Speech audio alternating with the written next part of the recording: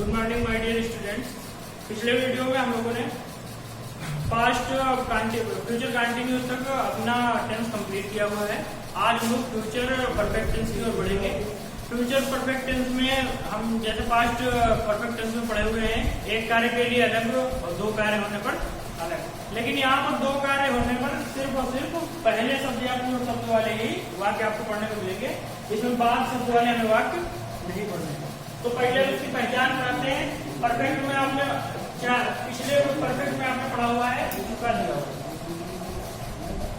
और फ्यूचर की आपको बताएंगे ये पहचान आगे की। तो यहाँ की पहचान क्या बनी?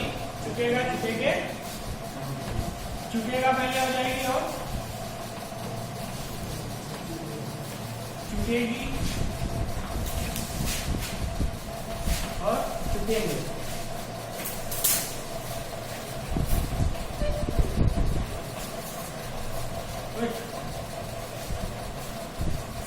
ठीक है, तो चुकेगा, चुकेंगी और चुकेंगे इसकी पहचान बनेगी। और हेल्पिंग वर्ब हम लोगों को पहले से मालूम है, परफेक्ट है तो हैव आएगा, ना कि है जाएगा। तो हेल्पिंग वर्ब इसकी हो जाएगी हमारी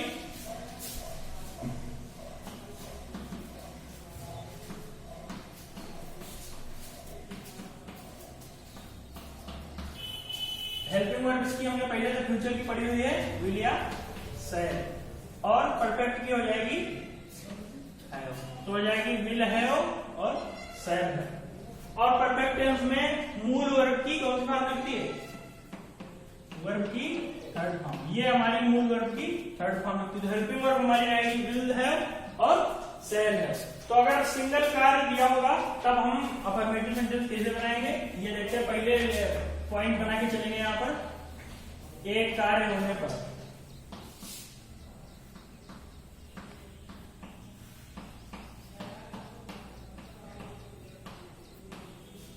तो हम लोगों ने हेडिंग कर ली हुई है एक कार्य होने पर। तो जब एक कार्य होगा तब हम लोग इसको इस टेंस के वाक्यों को कैसे बनाएंगे ये पता करेंगे हम लोग।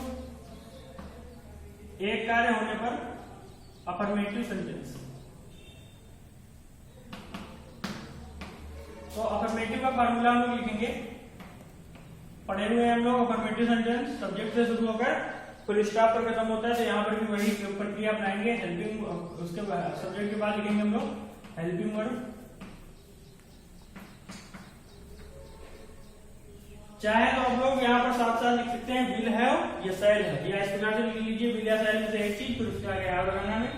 फिर हम लोग लिखेंगे वर्ब की थर्ड फॉर्म, फिर हम लोग आ जाएगा ऑब्जेक्ट, अदर वर्ड्स, फिर हम लोग फुल स्टॉप लिखेंगे। तो फार्मूला बन गया हम लोगों का सब्जेक्ट प्लस विल हैव या शैल हैव प्लस वर्ब की third form plus object plus other word. देखिए इसके बाद हम लोग एग्जाम्पल देखेंगे। एग्जाम्पल से टेंस ज्यादा क्लियर हो रहा है। देखिए एग्जाम्पल, वह कल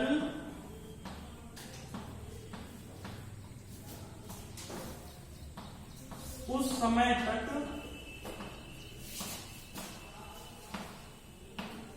घर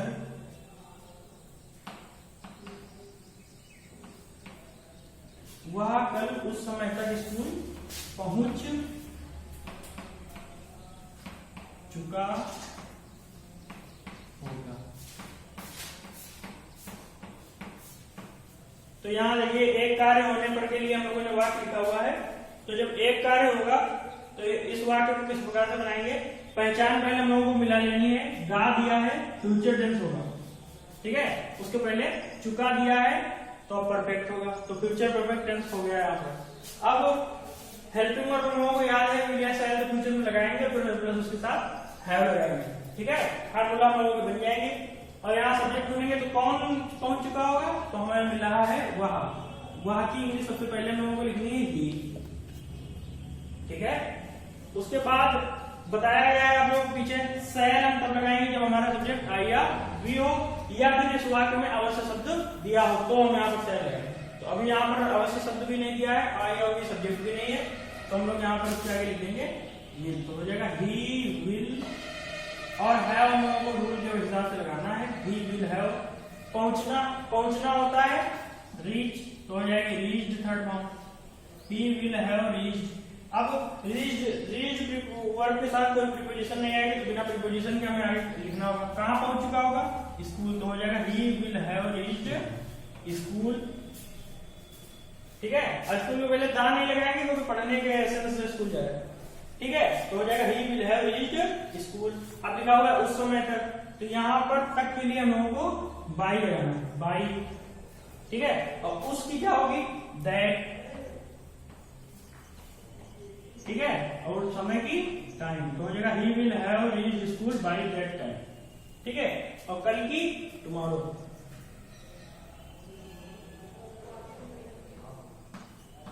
तो हो जाएगा he will have reached school by that time tomorrow, या बाय दैट टाइम की जगह पर हम लोग लिख सकते हैं बाय देन।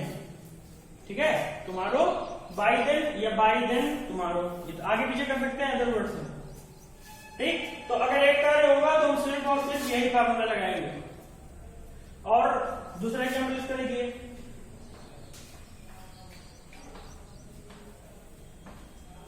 कल मैं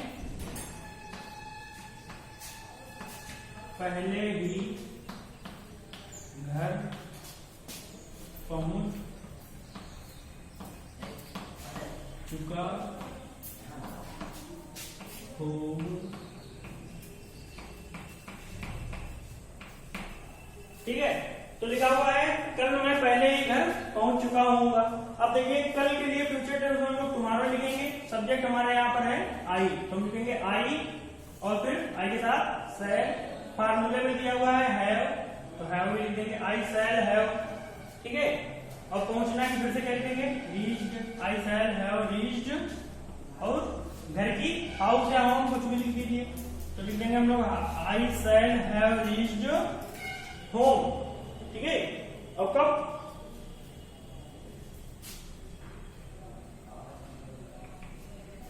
और क्या लिखा हुआ है? तो कल लिख देंगे हम लोग टुमारो, तो लिख देंगे I shall have reached home tomorrow. अब पहले के लिए हम लोग यहाँ पर ऑलरेडी लिख सकते हैं और बिफोर। ऑलरेडी लिखेंगे तो लिखेंगे I already shell have reached home tomorrow. अगर हम लोग बिफोर लिखेंगे तो लास्ट में लिख दीजिए I shall have reached home tomorrow before, पहले से ही। एगो नहीं लिखेंगे क्योंकि एगो पास्ट टेंस में ही प्रयोग होगा। तो इस प्रकार से जब एक कार्य दिया होगा तो हम लोग इस प्रकार से इस वाले टेंस के, इस वाले फार्मूले के हिसाब से अपने वाक्य को बनाएंगे।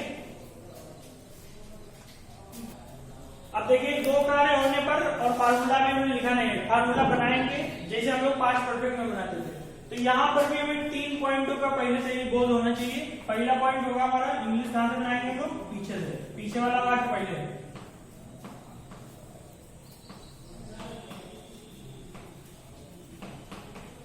तो अंग्रेजी हम लोग पीछे से करेंगे। दूसरा पॉइंट हम लोगों का रहेगा पहले वाले कार्य में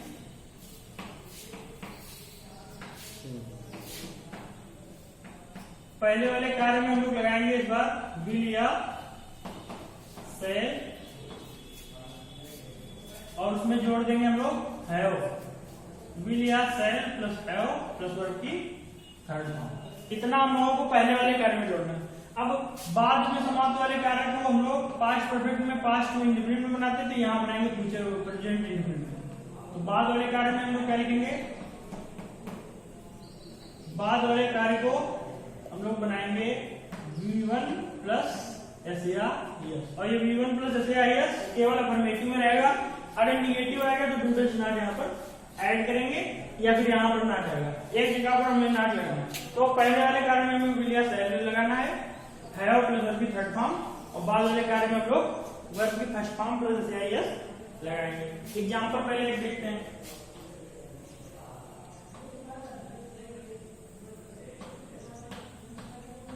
उसके आने से पूर्व हम भोजन कर चुके हैं।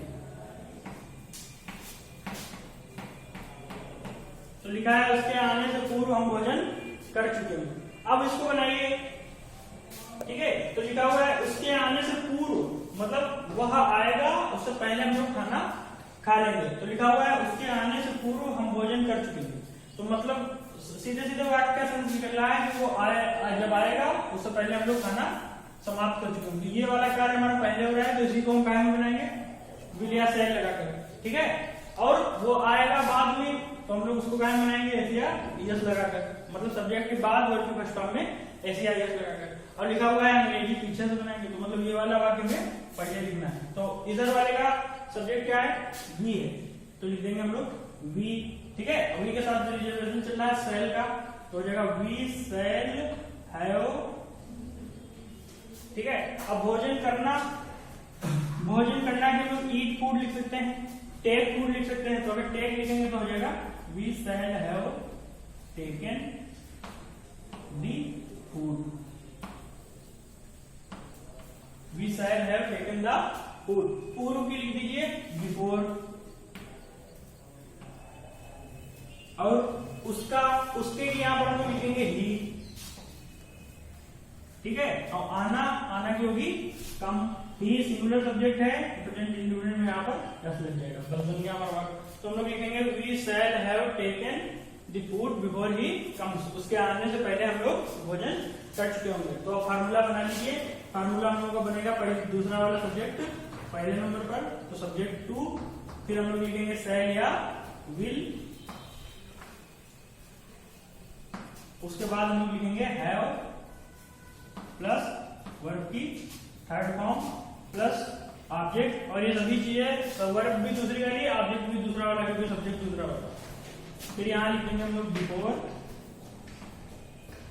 और फिर लिखेंगे हम लोग सब्जेक्ट वन, फिर वर्ब की फर्स्ट फॉर्म जैसे यस, ऑब्जेक्ट, अदर वर्ड्स। ये हम लोगों का फार्मूला बना। तो इस वाले वाक्य को फिर से देखिए, लिखा उसके आने से पूर्व, तो पहले पूर्व शब्द पे जैसे पास्ट परफेक्ट में हम लोग सर्किल कर लेते थे, ब्लॉक कर लीजिए उसको। तो पूर्व के बाद हमें पता चला एक भोजन करना है, एक आना है, दो काम यहाँ पे दिए होंगे, इसलिए लिखा हुआ दो कार्य, ठीक है। दूसरा वाक्य देखिए, राम के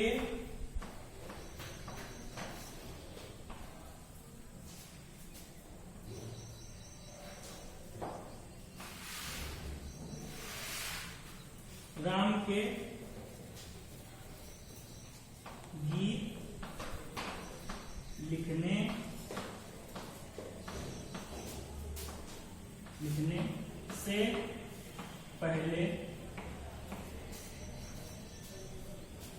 पहले हम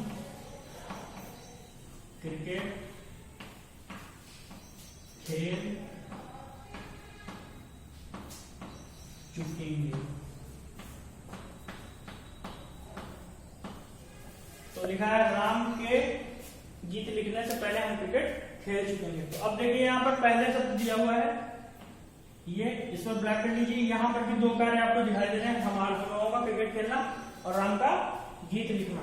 तो देखिए तो क्या लिखा है, राम की गीत लिखने से पहले हम क्रिकेट खेल चुके होंगे, मतलब राम गीत लिखेगा उससे पहले हम लोग क्रिकेट खेल चुके होंगे, ठीक है। तो अब फार्मूला भी हमारे पास लिखा हुआ है कि दूसरे नंबर का सब्जेक्ट हम लोग पहले लिखेंगे, तो दूसरे नंबर का सब्जेक्ट क्या है, हम। तो हम फिर से लिख दीजिए यहाँ पर हम की वी, और फिर से वी के साथ रिजर्वेशन है, तो क्या होगा शैल। अगर यहाँ और कोई सब्जेक्ट होता है तो विल लगाते हैं, अगर आई ना होता, जैसे होता है यहाँ पर हुआ है तो हम लोग लिखते हैं। तो हो जाएगा वी शैल, तो फिर लिख देंगे हैव, फिर क्या करेगा, खेलेगा, खेलना की थर्ड फॉर्म हो जाएगी play. We shall have played, और कौन सी चीज खेलेगा, क्रिकेट खेलेगा, ये हमारा ऑब्जेक्ट है, तो लिख दीजिए क्रिकेट। क्रिकेट के आगे दाने लगाएंगे, गेम का name. We shall have played cricket, और फिर उसके बाद पहले लिख दीजिए, तो हो जाएगा हमारा before. We shall have played cricket before, और फिर उसके बाद पहले नंबर का सब्जेक्ट क्या है, राम, बिफोर राम। और फिर क्या करता है, यहाँ पर हमें वर्ब लिखना है, राम क्या कर रहा है, गीत लिख रहा है, तो लिख देंगे हम लोग बिफोर राम राइट्स। राम एक है तो हम लोग प्रेजेंट इंडिविजुअल में पढ़ चुके हैं, वर्ब में एस लगाएंगे। बिफोर राम राइट्स और राम कौन सी चीज लिख रहा है? गीत। बिफोर राम राइट्स, अपने पास से ए लगा लीजिए और शाम।